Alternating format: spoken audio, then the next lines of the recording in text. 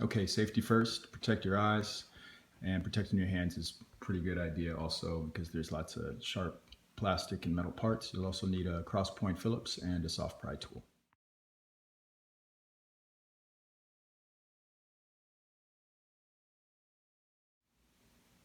Of course, with the safety, unplug the power. Not absolutely needed, but I recommend 2 chairs, one for you to sit on and another stool or chair with a baking tray and a towel on top of it, and that way you can catch whatever might come out. Okay, when you open the door, you're going to look for a screw. Some models might have more than just one. This one's got one. I'm going to take it off.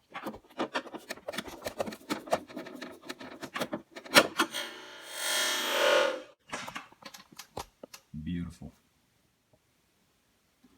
Next, you're going to want to use your soft pry tool to open this up, get a little crack there, wedge it in, just give a little twist to it, and pop it out. You see that's how that's being held in. It's a little difficult to show, but basically what you're going to be doing is putting the soft pry tool there, and you're going to be lifting this piece there up and around that wedge there.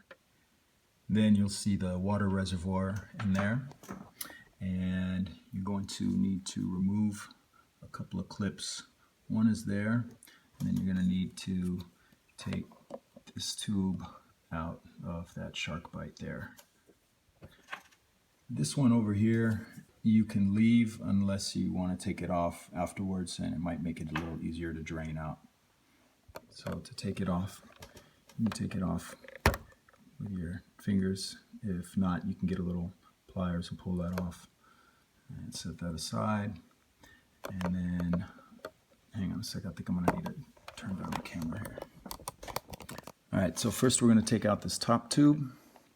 Just get a firm grip. Make sure that the shark bite piece is against it, and I'll show you what I mean on this next one here. So when the clip is in there, it keeps these two pieces from going together like that, and that releases the shark bite inside, and then you can slide it out. So right now the water bottle is wedged in there, so I'm just going to take that, give it a little tug, and that's why it's a good idea to have the tray and towel underneath, because water is definitely going to drip out, as well as some of the small pieces. And there you go. Water reservoir is released. All right, so here are a couple samples of water. This is the tap water. This is the water that I poured out of the reservoir. And so take a little sample.